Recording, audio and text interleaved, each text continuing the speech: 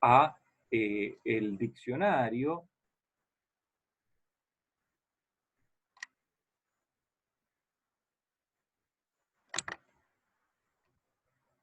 en instancias que nos permiten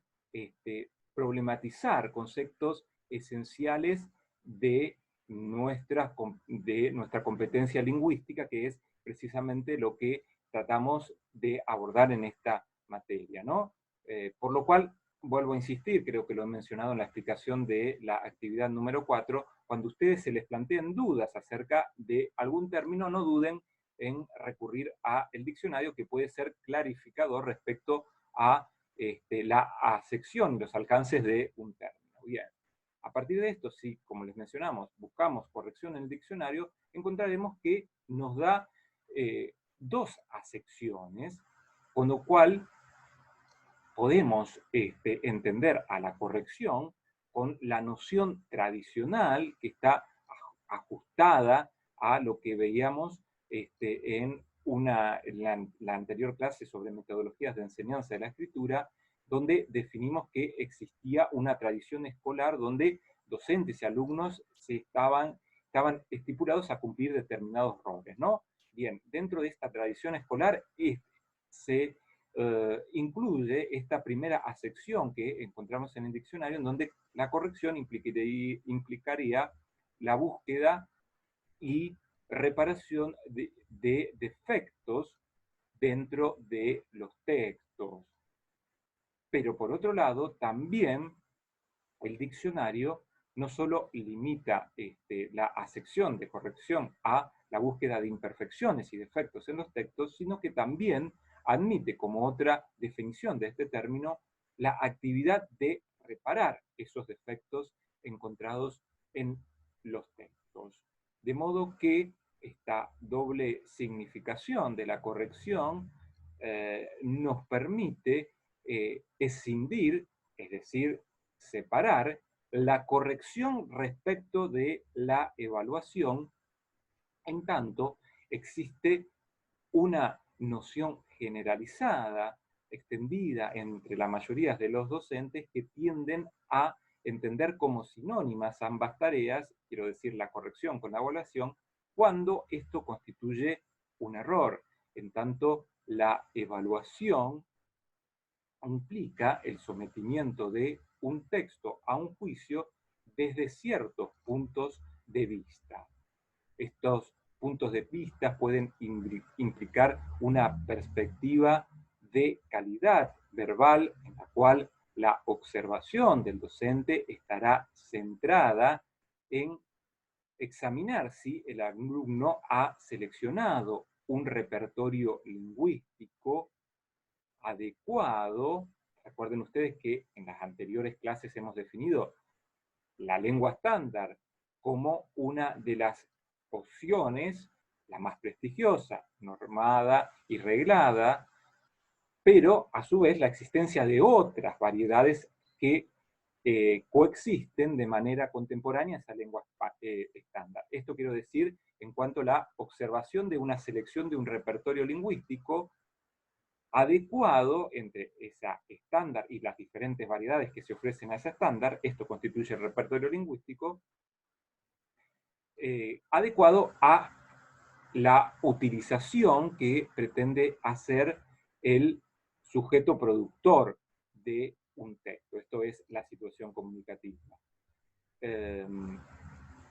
También puede ser sometido a juicio un texto desde una perspectiva estrictamente gramatical, en la cual la observación del docente estará centrada en la constatación de las reglas ortográficas, estará basada en un criterio normativo, en revisar si ese texto se ajusta a las ortografía del español. Y también un texto puede ser sometido a una evaluación desde una perspectiva de comunicabilidad, consistente en centrar la observación por parte del docente en el contenido del texto. Es decir,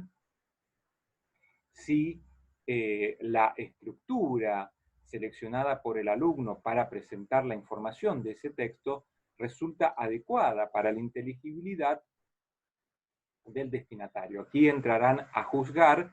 los rasgos de la textualidad que hemos abordado en la anterior clase, en contestar si ese texto resulta coherente, cómo se establecen las relaciones entre las diferentes oraciones para que ese texto tenga lógica y resulte, en tal sentido, como les menciono, un texto coherente. Esto implica la posibilidad de sometimiento en la evaluación de un texto a diferentes puntos de vista, una diferencia respecto de la corrección, en tanto entendemos por corrección la aplicación de un criterio unívoco, esto es, un criterio único, ligado exclusivamente a un aspecto normativo, ligado, cuando hablamos de normativo, de norma, a las reglas ortográficas del español que están, como ya hemos visto en la anterior clase, dictaminadas por la codificación prevista en una lengua estándar. La corrección implica meramente la aplicación de ese criterio correctivo sobre un texto, mientras que, como hemos visto en la evaluación, yo puedo optar entre diferentes perspectivas para considerar y examinar la producción escrita del alumno. Esta diversidad de puntos de vista desde los cuales puedo juzgar al escrito que me propone el alumno hace que también pueda sustanciar como docente diferentes instancias de evaluación como pueden ser, y de ustedes seguramente en su experiencia como alumnas lo han atravesado, estas diferentes modalidades de evaluación, como son la evaluación diagnóstica, con la cual generalmente los docentes iniciamos el curso en un año para observar en qué condiciones están los alumnos que recibimos, una evaluación parcial o una evaluación final en donde tendemos a integrar todos los conocimientos. De modo que quiero que quede claro entonces distinguir evaluación de corrección, puesto que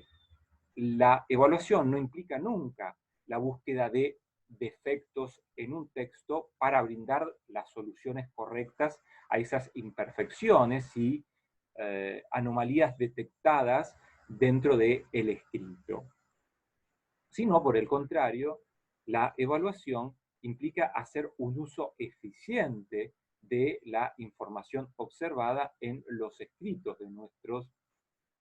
alumnos. Este uso eficiente implica, bien, constatar si los errores detectados en los textos de los alumnos han sido comprendidos, los motivos por los cuales han llevado a los alumnos a cometer esas equivocaciones, a fin de que esa constatación de efectiva comprensión permita que los alumnos no lo reiteren en la producción de textos posteriores, que es el objetivo, va de suyo, por el cual enseñamos lengua. Es decir, que, según hemos definido, nuestro propósito es lograr usuarios competentes de la lengua, en donde los alumnos adquieran un manejo de la lengua estándar debido a que, al ser la variedad de mayor prestigio, esto les garantiza una inserción en diferentes ámbitos de la vida cotidiana, como pueden ser los ámbitos educativos, como laborales, de modo que este debe ser un objetivo dentro de la enseñanza de la lengua,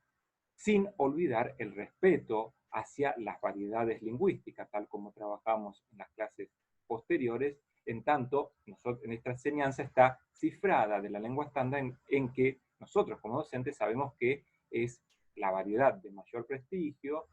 codificada y normativizada, además de estar sustanciado este prestigio por la imposición dentro del sistema educativo a partir de la adopción de esa variedad como la lengua oficial de un Estado, ¿no? Con lo cual, toda esta construcción, como veíamos en la clase anterior, hace que no exista ningún fundamento lingüístico para sostener una superioridad de una variedad sobre otra, sino que la necesidad de enseñanza de la lengua estándar está basada en el hecho de que es la variedad de mayor prestigio que garantiza una inserción a los estudiantes y por eso se justifica su enseñanza dentro de la escuela, ¿no? Bien, volvamos a la corrección. En cuanto a la corrección, si bien es una práctica que la mayoría de los docentes desarrolla de modo cotidiano, no obstante, hay un escaso margen y número de docentes que se detienen a problematizar acerca de la corrección, ¿no? Problematización que implica una reflexión de si vale la pena corregir, interrogante que a su vez puede llevar a reflexionar qué y cómo corregir, ¿no? Y que pueden orientar nuestra práctica docente. Sin embargo, como les menciono, la mayoría de los docentes no se detienen a reflexionar sobre esta práctica que realizan a diario por el hecho de que existe una internalización de la forma de llevarla adelante, que es lo que les mencionaba al inicio de la clase, asentada en la tradición escolar, en la cual se presupone que esa corrección normativa es un rol propio del docente aplicar sobre los alumnos que hemos visto debemos poner en suspenso, puesto que corrección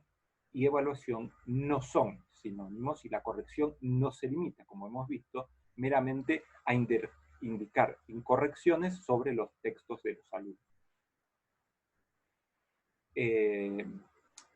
Si bien no se limita únicamente a esta actividad de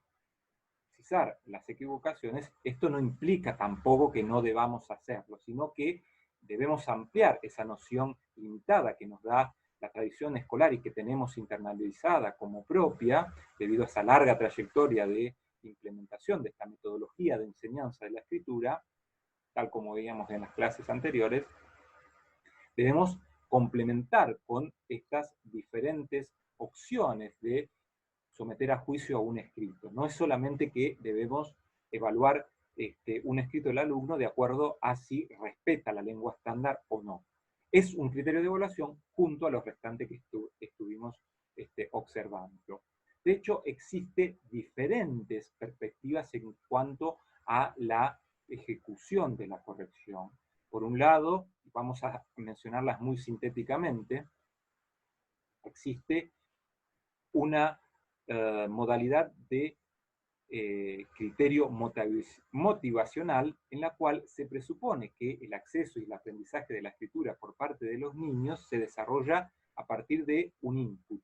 Este es un término procedente del inglés, de la teoría lingüística norteamericana, y que corresponde, para darles una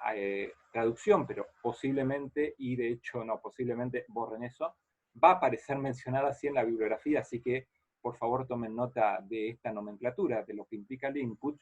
es el material lingüístico que recibe el sujeto, ¿no? Bien, el criterio motivacional entiende que los niños acceden y aprenden la escritura a partir de la selección y composición por parte del docente de un input rico y estimulante que garantizaría la adquisición de una escritura. De modo que los errores dentro de estas perspectivas son considerados como una equivocación por parte del docente en cuanto a su capacidad de proponer un input rico para que el niño acceda a la escritura, en donde está desde este criterio motivacional totalmente soslayado, que también es una opción incorrecta, la observación sobre los errores de ortografía cometidos por los alumnos, en tanto la centralidad de la labor docente está en proponer y construir un input estimulante para que el niño aprenda a escribir. Con lo cual, cuando aparecen errores ortográficos en los textos de los alumnos desde esta perspectiva son menospreciados y no son tomados en cuenta, con lo cual continuarán siendo reiterados por parte de los alumnos en tanto no reciben una ascensión y corrección por parte del docente. También tenemos un criterio de corrección innatista. Ya les explico lo que menciona lo que implica este término, en el cual también se considera que los niños acceden a la lengua y a la escritura a través de un input, pero a diferencia del input que veíamos en el criterio motivacional, en donde mediaba la intervención del docente en este material seleccionado para que el niño aprenda a hablar y a escribir, en este caso el planteo innativista entiende a este input como el entorno en el cual interactúa el niño, en la cual el diálogo con los familiares y con el contexto áulico, cuando llega el momento de la escolarización, hace que el niño adquiera la lengua, en tanto este planteo es innatista, porque remite a lo innato, porque su hipótesis central señala que existe una dotación biológica propia de la especie humana que garantiza la posibilidad de adquisición de una lengua a partir de los estímulos recibidos por los diálogos con el entorno y el ambiente. De modo que los errores cometidos por los niños en sus textualizaciones son entendidos como un fenómeno natural propio de la adquisición de la lengua, los cuales, es decir, se prevé que el niño genere hipótesis erróneas de escritura en el momento de su alfabetización, errores que a su vez se prevé serán progresivamente corregidos a partir de la incorporación de un mayor número de datos del entorno por parte del niño. Como siempre les digo, yo les doy diferentes perspectivas de evaluación sobre los fenómenos que abordamos propios de la lengua, para que ustedes luego opten por el cual les resulte más propicio para llevar adelante su práctica docente. Yo estoy, de todas maneras, siempre lo aclaro, cuál es mi posicionamiento más próximo a el planteo innativista, en donde efectivamente el niño va adquiriendo progresivamente una capacidad de hacer uso de la escritura y en primer lugar, por supuesto, de incorporación y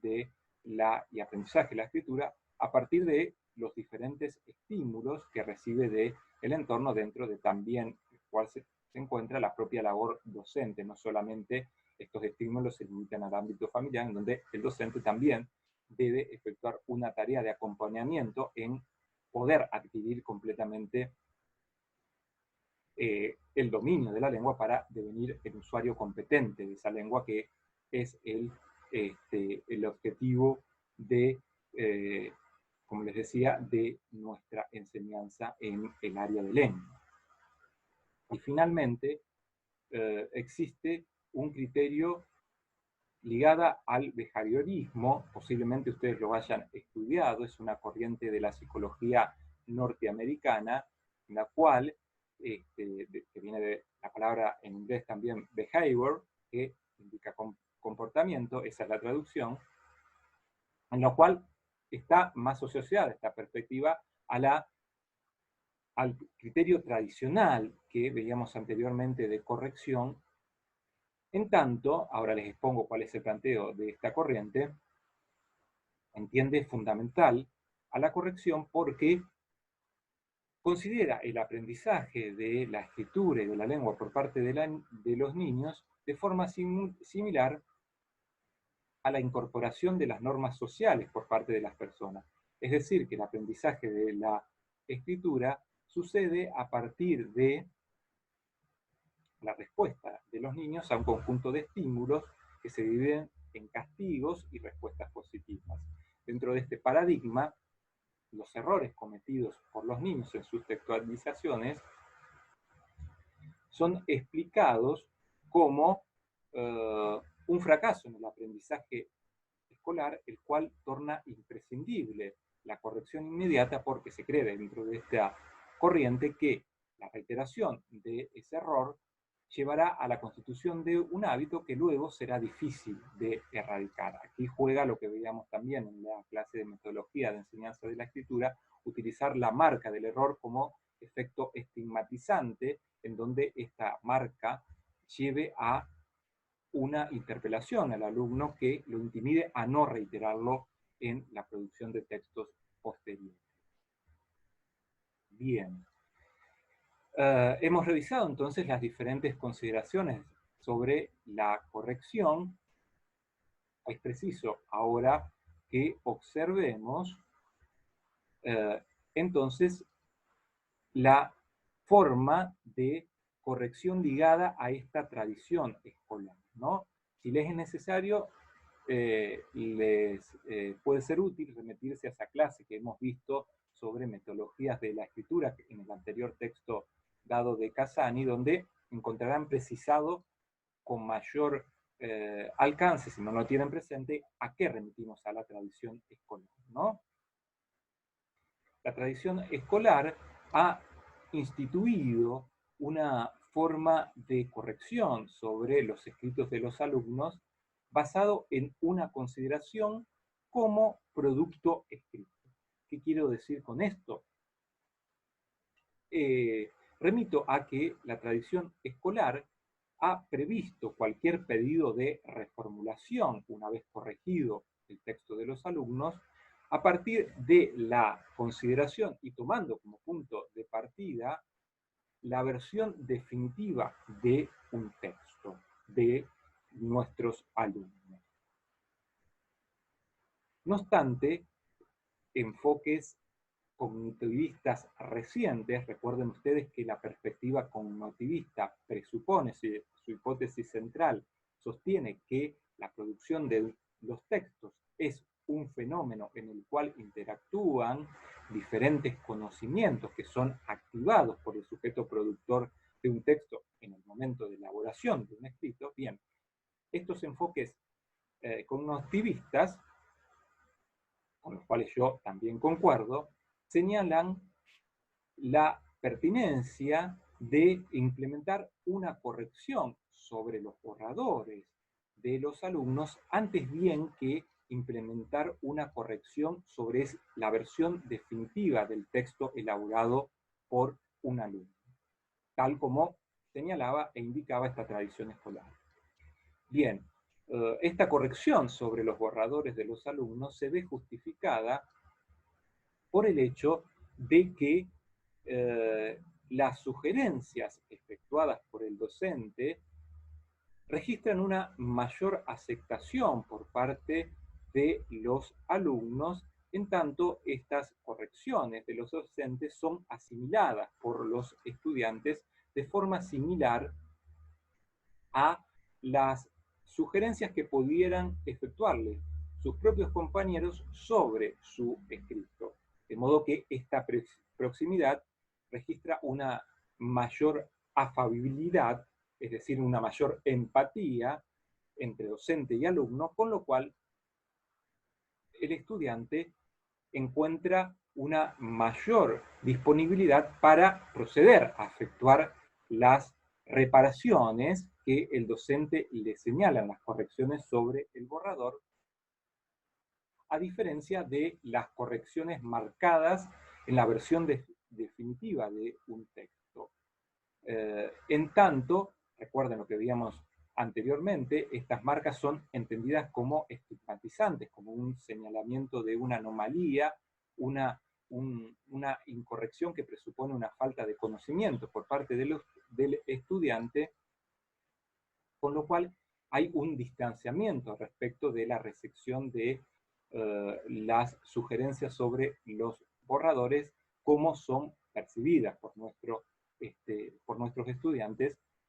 aunque en ambos casos implica efectuar una marca de corrección. Son diferentes formas en cómo recepcionan nuestros alumnos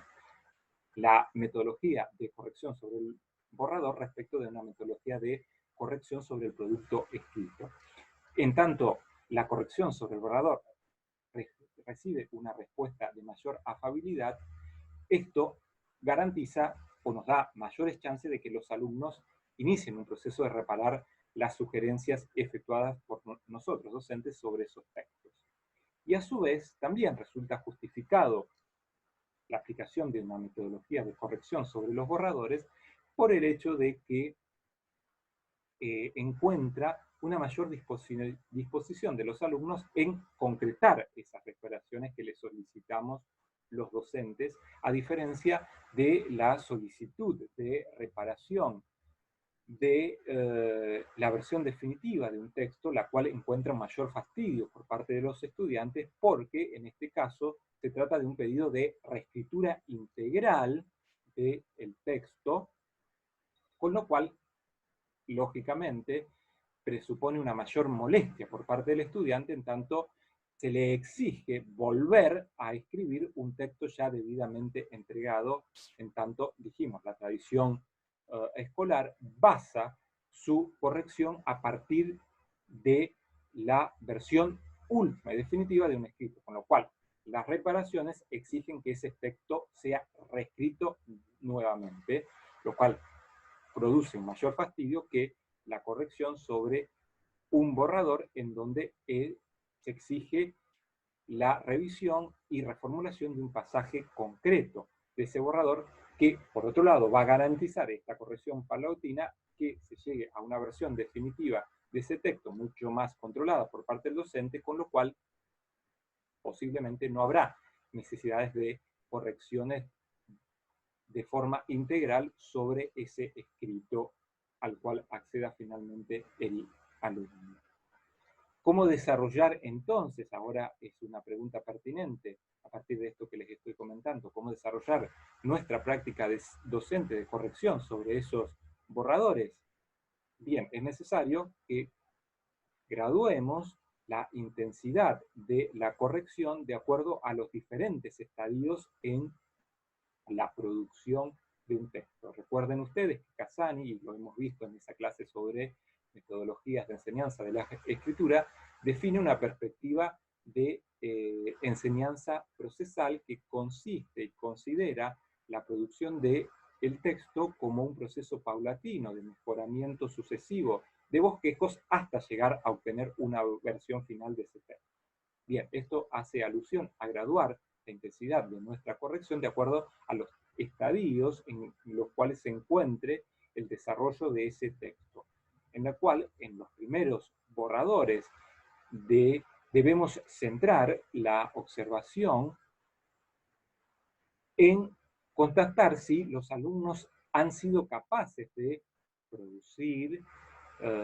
construcciones y proposiciones coherentes y, por otro lado, revisar si la estructura que han elegido para la presentación de la información resulta la adecuada para que la comprenda esa información el destinatario. Mientras que en los borradores más avanzados, próximos a la obtención de la versión definitiva de ese texto, el interés de observación y examen del docente debe estar centralizado en concretar una corrección superficial. ¿Qué quiero decir con corrección superficial? Centrada en la prosa, esto es, en la escritura, consistente en examinar si el alumno ha desarrollado una redacción adecuada y también revisar si ese texto presenta faltas de ortografía. Esto debemos dejarlo para las últimas instancias, no en los primeros borradores que nos ofrezcan los alumnos, ¿sí? Bien, la tradición escolar, como veíamos también en esa clase sobre metodología de enseñanzas de la escritura, debido a la larga trayectoria de implementación, obstaculiza y dificulta la implementación de una metodología de corrección sobre los borradores debido a la internalización y naturalización de un hábito compartido tanto entre docentes y alumnos concerniente al hábito de entrega de los textos considerados como escritos impolutos y que no deberían presentar ningún tipo de error. lo cual dificulta la implementación de la metodología de corrección sobre los borradores, porque los borradores, va de suyo, es una propiedad intrínseca propia del borrador, en la cual se trata de un bosquejo que va a presentar tachaduras o escrituras sobreimpresas que den cuenta, ¿no es cierto?, de las huellas efectuadas por el sujeto productor de ese borrador en los intentos y ensayos de producir un texto, ¿no? Lo cual entra en contradicción con este hábito internalizado por parte de la tradición escolar en cuanto a la entrega de textos impolutos sin ningún tipo de marca de corrección. Esto obstaculiza, vuelvo a reiterar, la implementación de esta forma de enseñanza de textualización a partir de la corrección de borradores. A su vez, este hábito naturalizado entre docentes y alumnos también exige el franqueamiento, es decir, el traspaso de una frontera ligada a una dimensión actitudinal correspondiente con la pérdida de vergüenza de los alumnos en sociabilizar esos borradores, tanto con el docente como también con los propios compañeros, debido a este hábito de presentar siempre textos sin ningún tipo de marca o corrección, ¿no? En donde, como les mencionaba, el borrador va de suyo, que va a presentar marcas e imperfecciones lejos de ese texto impoluto que nos exigía o exigía a los alumnos entregar al docente. Esto hago referencia a la pérdida de vergüenza en compartir los borradores, en la cual, además de la pérdida de la vergüenza con el docente, también implica un aprendizaje actitudinal. Recuerden esta división que veíamos también en la diagramación docente entre contenidos actitudinales y procedimentales. Bien, implica un aprendizaje actitudinal a desarrollar entre nuestros estudiantes en el hecho de que en la instancia de socialización, bien, los alumnos aprendan a señalar sugerencias y efectuar comentarios sobre correcciones sobre los textos de los propios compañeros que no resulten ofensivos para el sujeto productor de ese texto. Este procedimiento de una corrección que veíamos también en esa clase sobre metodología de enseñanza de la escritura, en una posibilidad de instrumentar una corrección mutua entre los compañeros sobre las producciones escritas. Bien. Por otro lado, la corrección, independientemente de la opción que optemos como docentes, más ligada a esta versión tradicional, que a mí no me resulta demasiado interesante, sino que opto, como les mencionaba, por una corrección basada en los borradores, que acompañe el proceso de diagramación de un texto, que acompañe lógicamente a los alumnos. De todos modos, en cualquier tipo de opciones de corrección, no debemos efectuar una corrección exhaustiva. Esto lo remarca y lo subraya Casani en este texto que les digo, les estoy dejando como bibliografía obligatoria de lectura. En tanto, una corrección exhaustiva, es decir, que concrete un señalamiento de la totalidad de errores cometidos por el alumno, es contraproducente, además de que implica una pérdida por parte nuestra como docentes de el estatus de nuestro alumno, de nuestros alumnos, perdón, como aprendices de escritores, que lógicamente no dominan todos los conocimientos lingüísticos que nosotros como profesionales de la enseñanza sí disponemos, ¿no? Por lo cual no podemos esperar que nuestros alumnos nos presenten un texto que esté íntegramente sin ningún tipo de errores, y nuestra respuesta no debe ser marcar exhaustivamente cada uno de los errores cometidos, ¿no? En tanto, esto, como les mencionaba, genera un efecto contraproducente consistente en,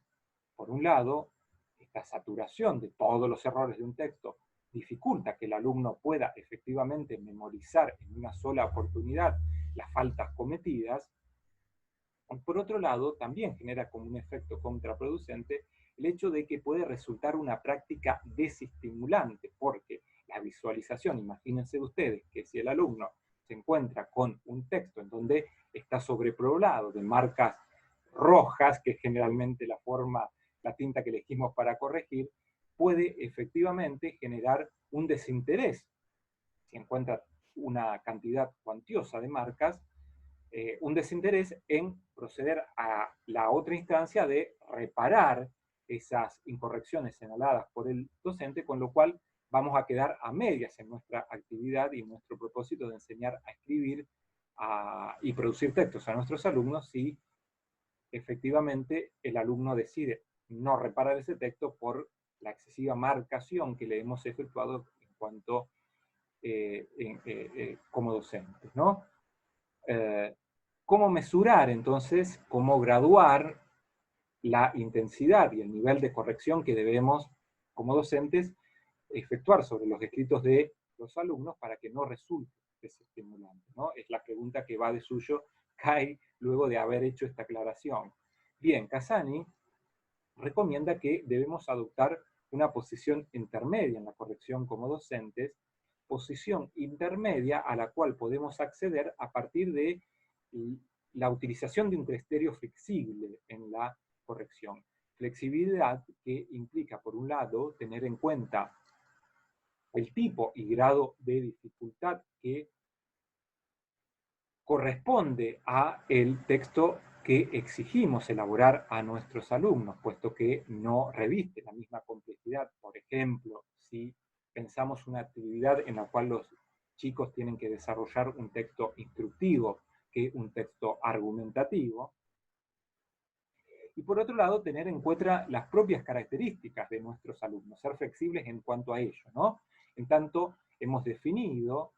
a partir también de esta clase sobre metodologías de enseñanza de la escritura, que la escritura es un fenómeno idiosincrático. ¿Qué quiere decir esto? Lo repasamos. Que la escritura supone un uso particular hecho por cada uno de los sujetos, de lo cual surge y decanta un estilo singular. Con lo cual, el docente debe efectuar una corrección de los textos escritos por sus alumnos de acuerdo a el conocimiento del uso particular que tiene cada alumno de la escritura, a fin de no promover una práctica de enseñanza de la escritura alienante, esto es, lo recordamos también, la imposición de forma de escrituras al alumno ajenas a las propias que generalmente corresponden con la forma en la cual escribe el docente. Esto es lo que tenemos que evitar en una corrección, ¿no? Bien, dicho esto, entonces es necesario precisar tres factores que están mencionados por Casani, y yo también coincido, esenciales, que permiten orientar cómo implementar nuestra corrección sobre los textos de los alumnos. Aquí les voy a compartir pantalla para que lo vean ustedes, sintetizados concretamente cuáles son estos tres factores. En primer lugar, el tipo de propiedades comunicativas que tiene cada texto en particular. Esto implica graduar la corrección de acuerdo a el objetivo comunicativo en particular de cada uno de los textos. Recuerden ustedes en este caso, en este punto, lo que veíamos en la clase anterior sobre las propiedades del texto, en que dijimos que cada texto se origina a partir de una intención del sujeto productor correspondiente a obtener determinados fines en su receptor. Esto es lo que indica este factor a tener en cuenta, cuál es el objetivo que se plantea el alumno en cuanto a la elaboración de ese texto y si la estructura seleccionada resulta adecuada para el cumplimiento de esa intención. Un segundo factor es el grado de conocimiento de la lengua de cada uno de los alumnos, en la cual es preciso distinguir entre los alumnos más avanzados con un alto conocimiento lingüístico los cuales nos permiten como docentes llevar adelante una corrección más minuciosa, en tanto este alto conocimiento sobre la lengua permite a estos alumnos que toleren una mayor cantidad de correcciones, en tanto este conocimiento amplio sobre la lengua les permite, en algunos casos, tomar la iniciativa de búsqueda de una reparación a esas incorrecciones que les señalamos con los escritos, e incluso con este tipo de alumnos con conocimientos avanzados de las lenguas, es posible implementar esta estrategia que les mencionaba de autocorrección entre los propios compañeros de los escritos producidos. Diferenciamos entonces estos alumnos con conocimientos avanzados respecto de los alumnos principiantes que requieren una corrección más selectiva y guiada por parte del docente, ¿no? Esta corrección más selectiva tiene que ver con priorizar en nuestra corrección únicamente marcar aquellos errores que se reiteran con mayor frecuencia para favorecer que el alumno los identifique, que efectivamente repare esas equivocaciones, y por otro lado ofrecerles una corrección guiada que tiene que ver con brindar pistas en esas correcciones, no solo marcar el error, sino propiciar dentro de esa marca alguna pista de la forma en la cual el alumno debe proceder para lograr reparar esa equivocación señalada por nosotros docentes. Y finalmente, otro factor a tener en cuenta en la corrección es la naturaleza del error, en la cual Cassani señala que debemos priorizar en la marcación de los errores aquellos que sean de índole comunicativo, es decir, equivocaciones que afecten la posibilidad de comprender el texto producido por nuestros alumnos, y también priorizar los textos que se produzcan y se registren dentro del escrito de los alumnos con mayor frecuencia respecto de los errores que aparecen de manera aislada. Toda la corrección que efectuemos debemos realizarla desde una perspectiva, tal como les mencionaba cuando les indicaba las diferentes corrientes de paradigmas de llevar adelante la corrección. Repasamos motivacional, innatista, behaviorista, todas estas diferentes opciones y dentro de ellas de la cual optemos,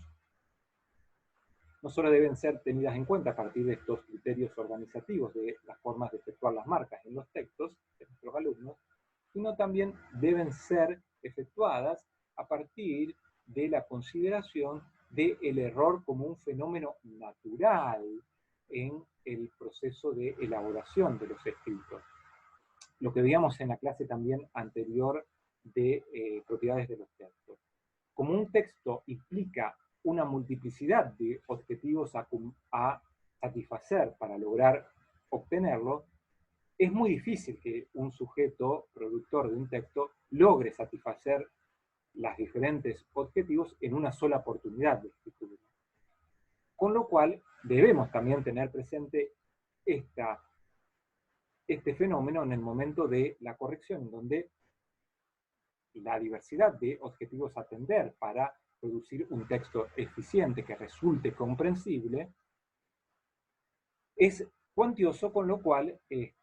lógicamente nuestros alumnos van a producir errores y es necesario que esperemos encontrarnos con equivocaciones por parte de sus alumnos, de nuestros alumnos, a fin de evitar entonces la consideración del error como una anomalía o un defecto que debe ser erradicado, tal como preveía y estigmatizaba la tradición escolar, debido a que esta consideración del error como defecto nos puede llevar a obtener un efecto contraproducente en nuestros alumnos, como es el hecho de que resulte desestimulante, a partir de la marcación excesiva de errores, llevar adelante la instancia de reparación, con lo cual va a quedar frustrada y abortada nuestra actividad de enseñanza de producción de textos en nuestros estudios. Bien, vamos a considerar entonces ahora eh, los tiempos en cuanto a la devolución de los escritos corregidos por nosotros docentes. Bien, el tiempo entre la redacción y la revisión, más que hablar de corrección, para no llevar a confusión con esta noción tradicional que veíamos al inicio de la clase y que nos motivó la extinción de evaluación. Los tiempos entre redacción y revisión no deben ser excesivamente prolongados porque la dilatación de la revisión en el tiempo puede generar también efectos contraproducentes en nuestros estudiantes, como es el hecho, en primer lugar, de que haya una pérdida de desinterés en los estudiantes en reparar las equivocaciones señaladas si le devolvemos un texto luego de mucho tiempo de elaborado. Y por otro lado, también acarrea como un efecto contraproducente el hecho de que puede producirse un olvido por parte de nuestros estudiantes en cuanto a la elaboración del propio texto si lo reciben con un periodo demasiado alejado del momento en el cual lo redactamos. ¿Cómo mensurar entonces el tiempo entre la revisión y la redacción? ¿Cómo graduarlo? Bien, Casani señala que esta decisión de los tiempos entre redacción y revisión deben ser fijados por cada docente en función del objetivo didáctico prefigurado en cada actividad, ¿no? En la cual podemos contar entre dos opciones de entrega de correcciones de acuerdo a la mesura entre tiempo de redacción y corrección. Aquí se los grafico, cuáles son, comparto pantalla para que podamos, perdón, esto no era lo que tenía que compartirles, para que podamos encontrar estas dos opciones con las cuales podemos mesurar los tiempos de la revisión correspondiente, ahí lo están viendo, a la corrección inmediata y, en segundo lugar, la corrección diferida. Bien, la corrección diferida es una corrección dilatada en el tiempo, en la cual entregamos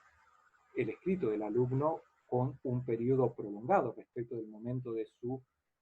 elaboración, lo cual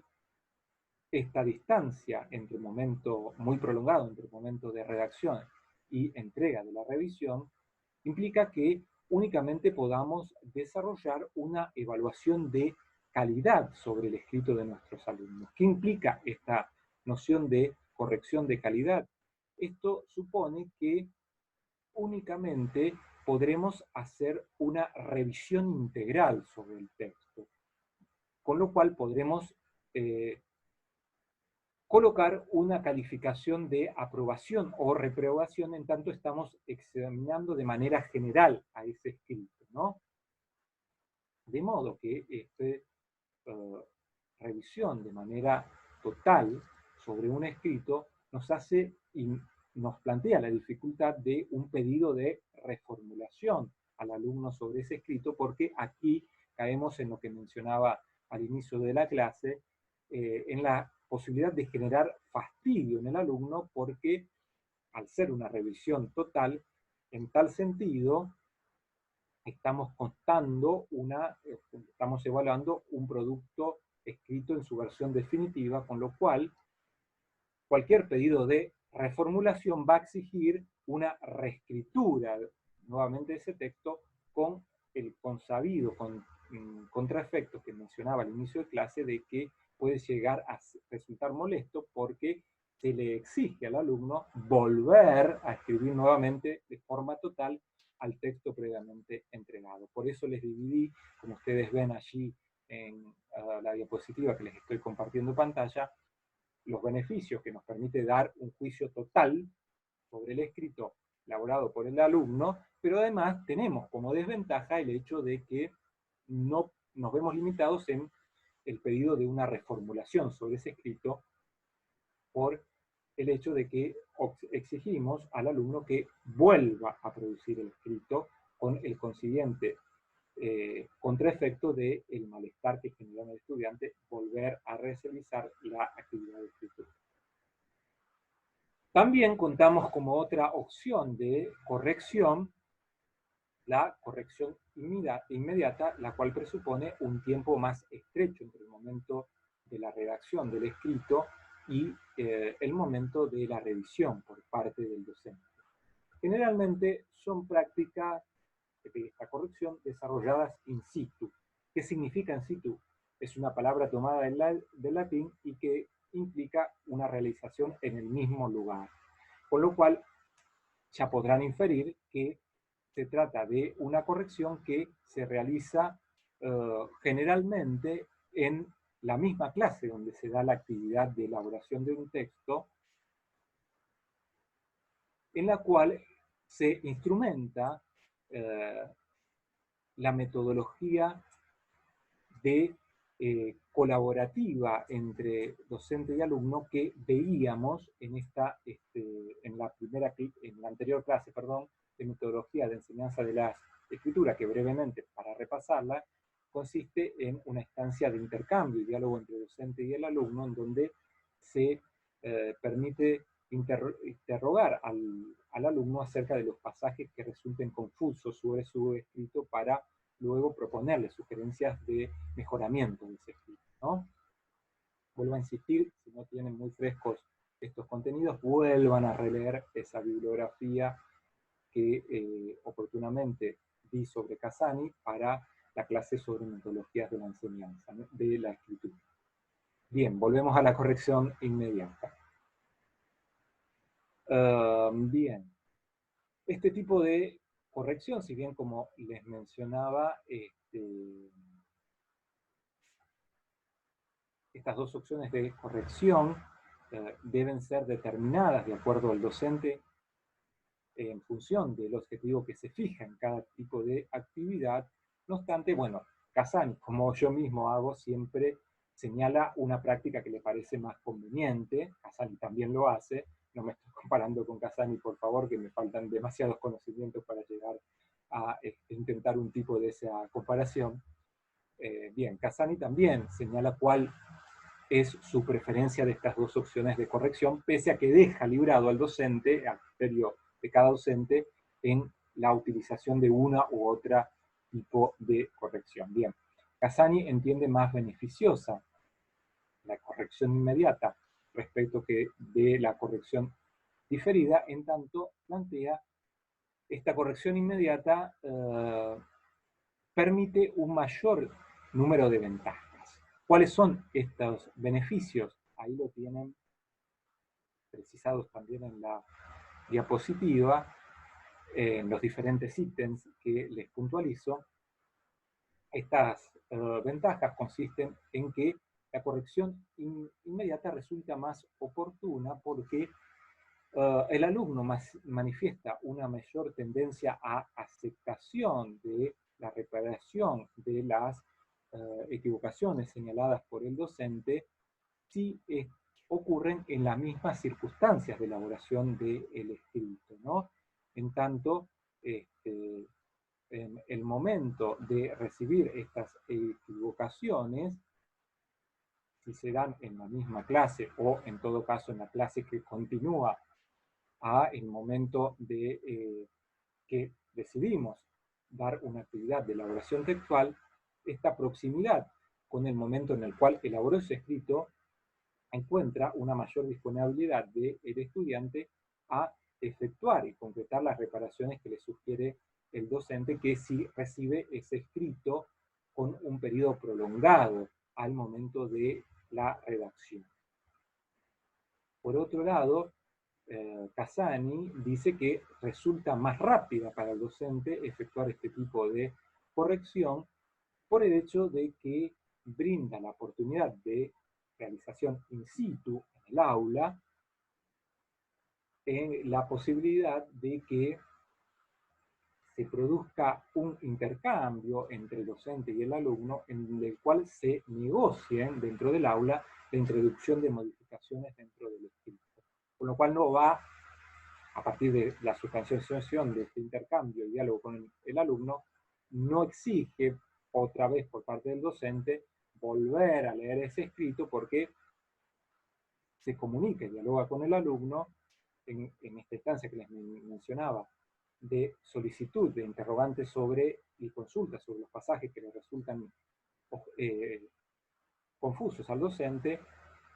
con el alumno, y a partir de allí, con ese diálogo, el alumno luego decide introducir o no efectuar las reparaciones que les señala el docente para el mejoramiento y mayor inteligibilidad de ese texto. Y finalmente, la corrección inmediata resulta más beneficiosa a criterio de Casane porque garantiza una comprensión mutua entre el docente y el alumno, en tanto brinda una posibilidad por parte del alumno de solicitar a el maestro que aclare las explicaciones de las marcas señaladas sobre las correcciones si no resultan suficientemente claras para el estudiante, y por otro lado también brinda la posibilidad y la oportunidad de que el docente consulte al propio alumno sobre aquellos pasajes que encuentre problemáticos o de difícil inteligibilidad. ¿Mm? Bien. Dicho estas aclaraciones respecto de la justificación para Casani de por qué esta corrección inmediata resulta más beneficiosa que la diferida, es necesario que precisemos una distinción que ustedes también encontrarán en esa bibliografía de Casani respecto de una división en su concepción en cuanto a error y falta. No son términos sinónimos, tal como veíamos en el inicio de la clase, no resulta sinónimo la corrección respecto del término de evaluación, ¿no? Bien, en tanto, el error implica una carencia en la competencia lingüística del sujeto. ¿Qué quiero decir con esto? El alumno carece, no posee algún saber lingüístico, algún saber relacionado a la lengua. Mientras que la falta implica una deficiencia en la actuación lingüística del sujeto. ¿Qué estoy diciendo con actuación lingüística para que lo diferencien de competencia lingüística? La actuación implica el desempeño del sujeto en la producción de algún texto, sea escrito o oral. Vamos a limitarlo en esta instancia al texto escrito porque estamos abordando principalmente estos fenómenos. Implica que, para que queden en claro la noción de falta, que el alumno posee un saber lingüístico, un saber sobre la lengua, pero sin embargo no lo aplica en el momento de la textualización. ¿Cómo ejemplificamos esto para que resulte más gráfico para ustedes acceder a este concepto de diferencia entre error y falta? En el caso de la falta, imagínense, por ejemplo, que ustedes como docentes sepan que efectivamente su alumno sabe la regla ortográfica de anteposición de la M ante la aparición de la P. Pero sin embargo, se encuentran en un escrito en donde el alumno alterna en la escritura de esta regla ortográfica y en otros pasajes de ese mismo escrito no respeta esta regla ortográfica, con lo cual, por ejemplo, aparecerían la escritura de una palabra que anteponga la N ante la aparición de la P, ¿no? Les voy a llevar a un ejemplo gráfico para que ustedes lo visualicen, que no suene tan abstracto. Les vuelvo a compartir pantalla. Fíjense en la escritura de campeón, antepuesta por asterisco, en la cual, recuerden, este asterisco es la nomenclatura y la marca que nos indica que esa construcción no respeta la lengua estándar, esa gramatical. Bien, si ustedes vieran esa alternancia de campeón, que es incorrecta, con campeón, que es la forma correcta en el mismo texto del alumno, ustedes deben presuponer que aquí se trata de un caso de la falta, porque el hecho de que el alumno nos escriba de forma correcta, anteponiendo la M a la P en un mismo texto, nos da cuenta que el alumno efectivamente sabe ese conocimiento lingüístico ligado a la regla ortográfica. Con lo cual no es necesario otra vez volver a enseñar la regla ortográfica porque el alumno lo ha internalizado, lo ha incorporado, solamente ha estado desatento en su actuación lingüística en el momento de textualizar y producir un texto, ¿sí? Diferente del error, que aquí es el ejemplo que ustedes tienen aquí en la pantalla que les estoy compartiendo, de un texto producido por un alumno. En este caso, me tomé la libertad de tomar un escrito hecho por un alumno que tengo yo en la secundaria, con lo cual estamos hablando de un sujeto de 14 años que ya no correspondería a la educación primaria, pero sin embargo ustedes pueden pensarlo cuando se cometen para distinguir error de falta en los niveles superiores de la educación primaria de quinto, sexto y séptimo año, ¿sí? Funciona de la misma manera para que ustedes tengan presente cómo distinguir el error. Fíjense ustedes que aquí vuelve a manifestarse de manera similar al ejemplo que les presentaba con anterioridad, en donde no se trata de un error sino de una falta, porque el alumno aquí alterna, varía el uso de la H. Yo les marqué en círculo verde cuando lo utiliza perdón, de manera correcta y en rojo cuando es agramatical incorrecta, que nos da cuenta de una distracción en cuanto al uso de la H, que tiene el problema de la falta de sonoridad, de correspondencia con un fonema. Recuerden, fonema es el sonido, la forma de pronunciación de las palabras. La H nos trae como problema en la alfabetización el hecho de que es un grafema, es decir, la grafía, la letra, así está dicho más de forma más sencilla, el grafema es algo similar a la letra, no es equivalente, ya luego veremos en próximas clases por qué. Bien, al no tener correspondencia ese grafema con un fonema, no hay correspondencia letra y sonido, le presenta dificultad al alumno en cuanto a aplicarlo. Sin embargo, aquí, en el texto que les estoy mostrando aquí, producido por mi alumno, vemos que hay una falta de atención en la aplicación de la regla ortográfica de la H, porque en Héroes sabe escribirlo correctamente, mientras que en Hazaña,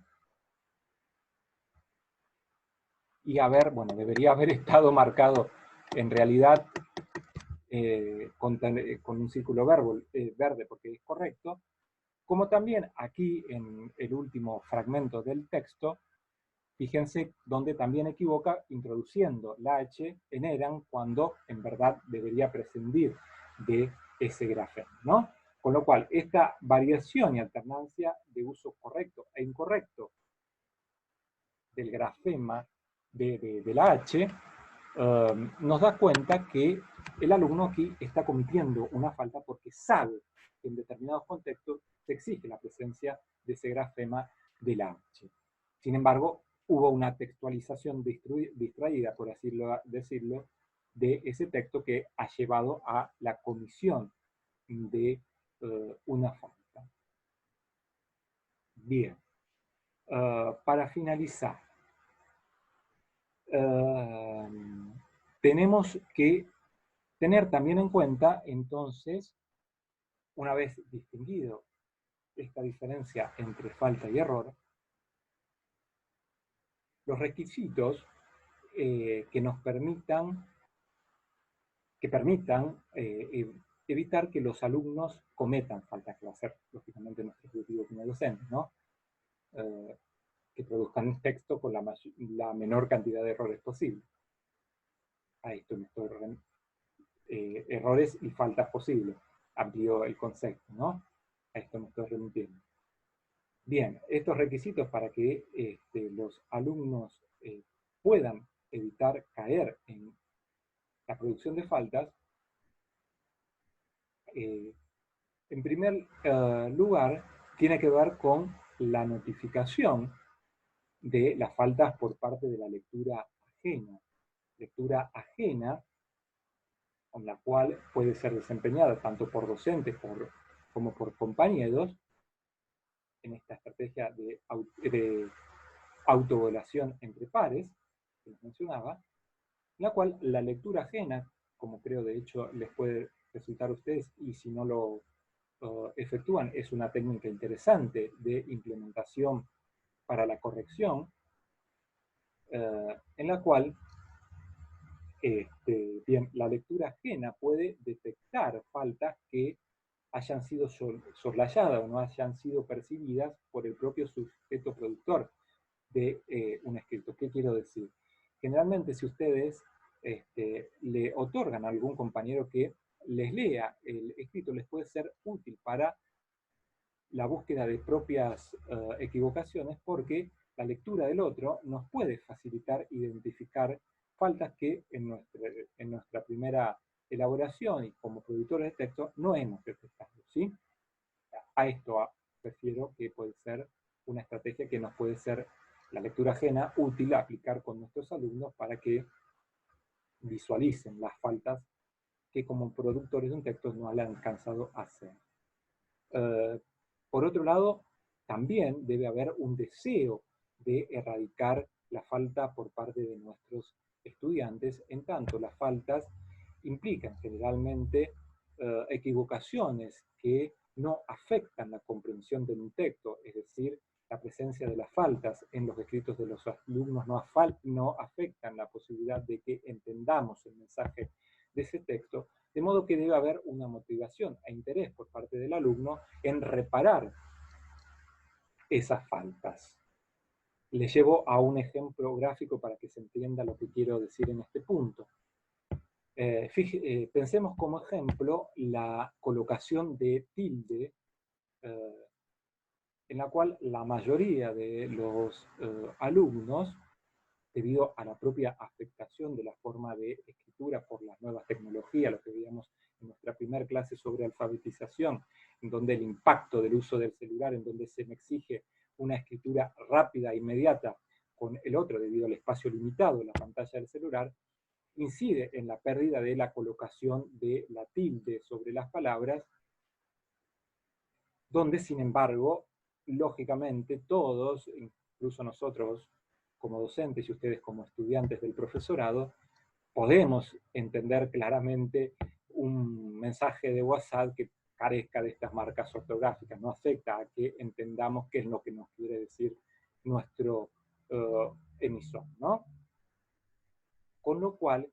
es necesario efectivamente que frente a esta situación exista una motivación de que el alumno quiera proceder a la colocación de esta falta para de esta manera, en el caso del ejemplo del acento ortográfico, llegar a producir un texto adecuado conforme a la lengua estándar, ¿sí? Debe haber una motivación de que esa forma correcta de escritura con la tilde lo motive para que efectivamente incorpore la norma ortográfica transgredida y detectada por nosotros docentes en el momento del señalamiento de la falta. Bien,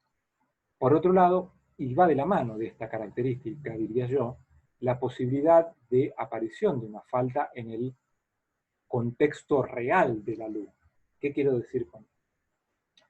El hecho de que, bueno, una falta incida dentro de la vida cotidiana del estudiante, qué sé yo, por decirles otro ejemplo, que una falta cometida en la conversación diaria con algún compañero o algún familiar le haya llevado a un problema de que efectivamente no hayan comprendido o malinterpretado esa conversación efectuada a partir de la aparición de esta falta, favorece, debido al contexto cotidiano, que el alumno la incorpore, no la reitere en el futuro, a diferencia de cuando comete faltas dentro de la escuela, debido a que nuestra ejercitación, concretamente dentro del área de lengua, está sujeta a un uso artificial a partir de ejemplos construidos artificialmente en los manuales para llevar adelante el desarrollo de eh, una actuación lingüística eficiente por parte de nuestros estudiantes, en donde estos ejemplos construidos por parte de los manuales están alejados de un uso concreto y práctico que el alumno puede encontrar sobre la falta, como les mencionaba, en el caso de que le ocurra un problema de malinterpretación por la comisión y la ejecución de una falta dentro de un ámbito diario y cotidiano de su vida, ¿no? Bien, estos son entonces los requisitos que pueden favorecer que los alumnos no reiteren la comisión de faltas. Para finalizar, ahora bien, además de precisar estos elementos que nos pueden ayudar a pensar cómo llevar adelante nuestras prácticas de revisión a partir de encontrar elementos que nos permitan orientar a nuestros alumnos para que no reiteren la falta, consistente, como les mencionaba, en nuestro objetivo de que nuestros alumnos acompañar progresivamente el aprendizaje en la textualización para que cada una de sus elaboraciones de texto progresivamente presentan la menor cantidad de errores y faltas posibles. Bien, nos queda un punto importante respecto de las dudas que posiblemente les puedan surgir a ustedes como docentes en cuanto a cómo proceder a efectuar la marca concreta sobre los escritos de los alumnos para que esas marcas de las equivocaciones no resulten intimidantes o estigmatizantes, como señalábamos anteriormente cuando les indicaba el hecho de que no es necesario realizar una corrección integral sobre la totalidad de errores de los alumnos, porque puede resultar desestimulante para que luego los alumnos continúen en la práctica de reparación de esas correcciones. Bien, va de la mano con esto, lo que estoy tratando de exponerles. Bien, ¿cómo mesurar otra vez el uso de las marcas en donde les señalemos las equivocaciones para que los alumnos no encuentren intimidantes y les lleve a una pérdida de interés en encarar la reparación de un escrito, ¿no? Bien, Casani precisa que también respecto de este punto depende el uso de las marcas de cada docente de acuerdo a una evaluación de su contexto particular. Vamos a precisar un poquito más. Es decir, cada docente debe implementar un uso de las marcas de las equivocaciones de acuerdo al conocimiento que tenga de las características propias del grupo de alumnos con los cuales se enfrenta en cada práctica áulica y diaria, ¿sí? Quiero decir, debemos utilizar la evaluación para, a su vez, determinar los rasgos y características que tiene nuestro alumnado, puesto que, por llevarlos a un ejemplo gráfico y concreto, va de suyo y espero que ustedes como futuras egresadas docentes no implementen una única forma de enseñanza en todos los cursos que les sean asignados. Porque, por ejemplo, por decirles algo, si ustedes trabajan en doble turno, el quinto grado de la mañana no va a ser igual que el quinto grado de la tarde, aunque los contenidos curriculares a enseñar por ustedes sean los mismos, porque no van a tener los mismos alumnos con sus propias particularidades y formas de uso de la escritura entre el quinto de la mañana y el quinto de la tarde, ¿sí? A esto, ¿no? La evaluación siempre, recuerden esto, también es importante, debe ser implementada, no debemos descartarla, ¿no? No es el objetivo de que, bueno, no nos interesa más corregir errores de ortografía, ni que los textos de los alumnos no presenten una exposición lógica de sus ideas, porque debemos respetar sus particularidades y debemos dejar que escriban como se les plazca a nuestros alumnos. No, no es esta la idea, ¿no?, que les quiero transmitir. No debemos llevar a una relativización absoluta por la consideración de las particularidades de los alumnos, sino por el contrario, a partir de las particularidades de nuestros alumnos, que debemos esperar, porque dijimos, la escritura es un proceso idiosincrático, diseñar estrategias por las cuales permitamos llegar a los alumnos a hacer un uso eficiente de la lengua, a ser usuarios competentes de su propia lengua, ¿sí? Con lo cual se nos presenta entonces como un criterio esencial, tal como indica Casani, la flexibilidad. Otra vez vuelve a aparecer este concepto. Flexibilidad que tiene vinculación con no descartar la evaluación, pero sí utilizar una evaluación de acuerdo a un criterio flexible, en el cual no solamente implementemos la evaluación como una operatoria de control de lectura de un texto, ¿no? Sobre si efectivamente ha sido incorporado de manera correcta los aprendizajes, de manera similar a la postura que sostenía Vigano en ese primer texto que hicimos en la guía de lectura, en la cual explicaba el desgano hacia las actividades de lectoescritura de los alumnos, porque se subordinaba la actividad de lectura a responder un cuestionario sobre aspectos definidos por el docente que tendían a fijar un sentido unívoco, único sobre los textos y que entraba en colisión con la experiencia de lectura desarrollada propiamente por los alumnos y que explicaba el desinterés frente a las propuestas de lectoescritura que les podríamos formular como docentes a nuestros alumnos. Bien, esto atiende a la flexibilidad, ¿no? En no usar la evaluación para constatar si nuestros alumnos han adquirido meramente los conocimientos que teníamos previstos que pudieran llevar adelante con una actividad o una clase, ¿no? Puesto que debemos aplicar la flexibilidad en cuanto a la consideración de las características de nuestros alumnos, como les mencionaba, porque a algunos estudiantes les resulta útil visualizar los errores en sus escritos, en tanto ver las equivocaciones les permite memorizar esas falencias para no reiterarlos en la producción de textos futuros, como también existen otro grupo de alumnos que están desinteresados en ver los errores cometidos en sus escritos, porque lo único que les interesa, y esta es la gran mayoría de los alumnos, lamentablemente no vamos a plantearles un panorama inexistente en las aulas, la gran mayoría solamente se interesan en ver la calificación que tienen sus escritos, ¿no? Con lo cual debemos prever un uso de la evaluación de acuerdo a las características de nuestros alumnos, en donde también debemos contar con la opción y prever la opción de que existen alumnos totalmente desinteresados en llevar operaciones de corrección en sus textualizaciones que lleven a reparaciones, con lo cual en estos casos es posible implementar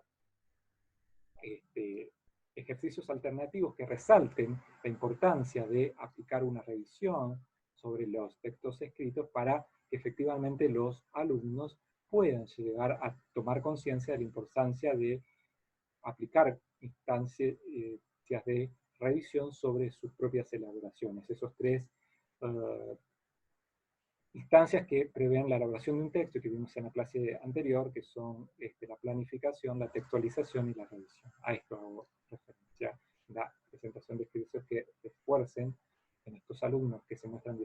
indiferentes por la corrección,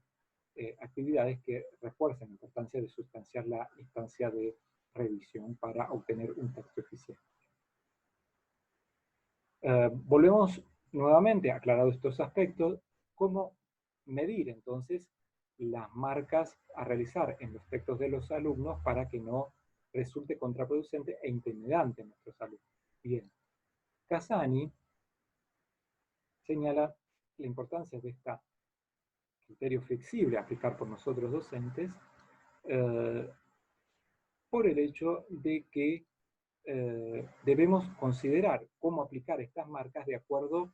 a la conciencia del grado de autonomía, es decir, de independencia que tengan nuestros alumnos respecto de nosotros docentes, para la graduación de la cantidad de marcas que podemos efectuar en los textos que evaluamos de nuestros alumnos. Es decir, que, a ver, vamos a explicarlo para que resulte nuevamente más gráfico. Esto implica que como docentes debemos ser conscientes y tener en mente, a partir de que transitamos esta instancia compartida entre alumnos en nuestras clases, nos formamos una idea de si nuestros alumnos son capaces de tomar por sí mismos la iniciativa para efectuar las reparaciones sobre las marcas que efectuemos en sus escritos. De modo que debemos evitar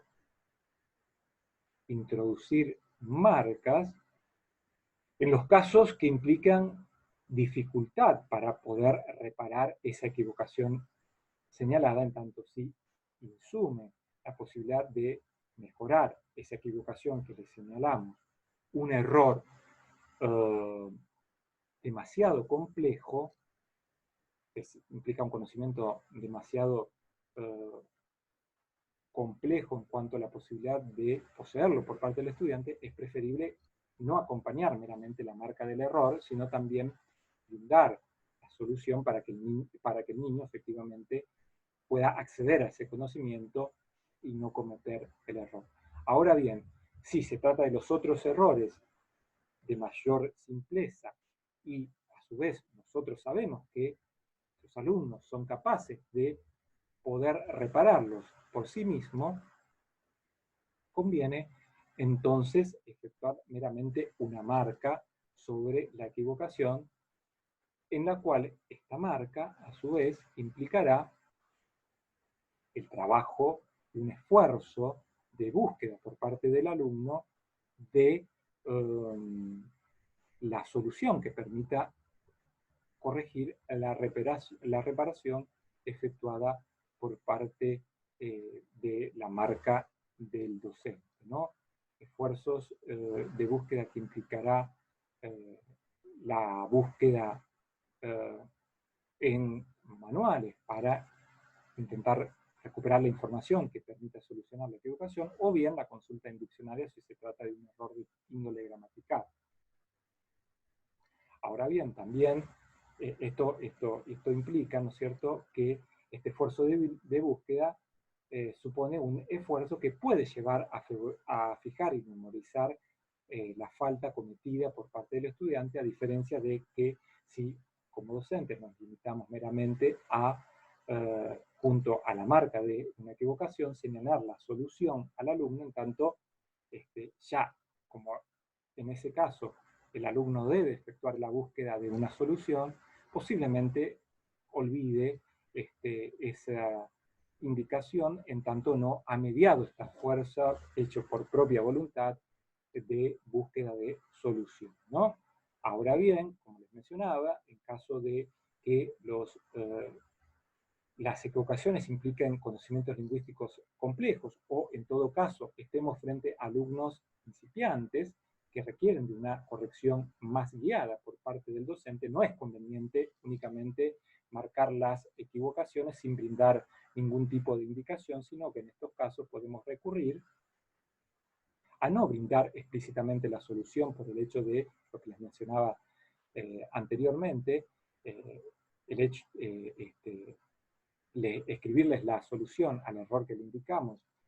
puede llevar a que lo olviden porque no han hecho ningún tipo de esfuerzo en buscar por ellos mismos la solución. En estos casos de los alumnos principiantes podemos acompañar la marca del error con la escritura de pistas que permitan al alumno y orienten la búsqueda de una posible solución. Pistas que pueden consistir tanto en indicar